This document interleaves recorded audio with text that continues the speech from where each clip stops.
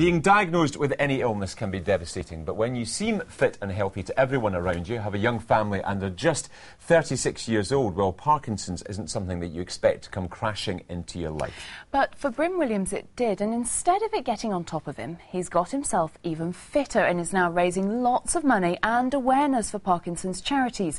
Vicky caught up with Bryn and his family just before he set off on the West Highland Way. Bryn and Vicky met at a squash club back in 1992 when Bryn worked behind the bar and Vicky wasn't interested. 5 years later they met up again and within 6 weeks they were engaged. Bryn became a patent lawyer in 2002 and then daughters Ella and Rebecca came along. They seemed like the perfect family, but the 2nd of September last year signalled a life-changing moment for every one of them.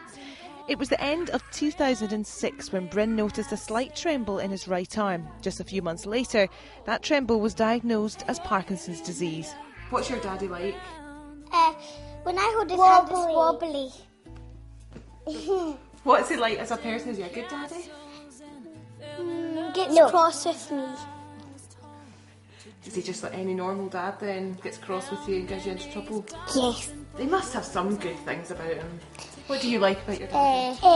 My daddy bees nice. Since his diagnosis, Bryn has taken up running 10Ks and half marathons to raise money for Parkinson's charities, and his latest event was the West Highland Way, which he completed with a flourish.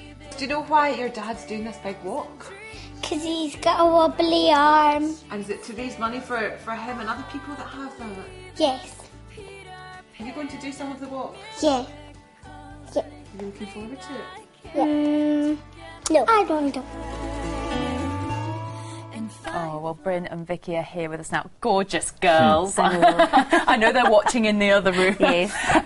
Now, your symptoms were fairly minor, weren't they, when you first spotted them? What was your immediate reaction? I thought it was stress. It was coming up to Christmas. Could have been too much caffeine, too much anything, really.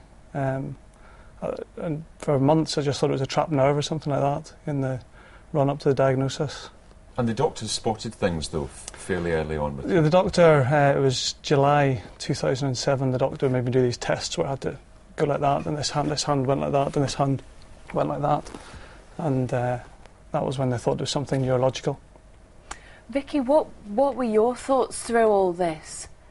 Well, like we all thought, and even the doctor thought, that it was just going to be an essential tremor, never thinking for 1 minute that it would be Parkinson's. And when we got the diagnosis of Parkinson's, it was absolutely devastating. He was diagnosed on the Friday, I remember it well, and it was just, our world came crashing down because we don't know anything about Parkinson's. You know, we think of Muhammad Ali and things like that, and it was absolutely awful, wasn't it? Yeah. But, you know, if it doesn't kill you, it'll make you stronger, you know, and we weren't going to take it lying down. So, and we've gone from strength to strength, haven't we? But people do associate it with older people. Absolutely, so yes. Presumably you had to explain things to everyone, what was going on, friends, family, people at work as well. Yes. That was the idea behind getting the fundraising going, getting the awareness raising going, because people do think of it as an old person's disease, and it's not. You know, there's 6,000 people in the UK under the age of 40 with this illness. And, you know, we've got to try and find a cure because we don't know what the future holds at all. No idea. So you do live each day as it comes.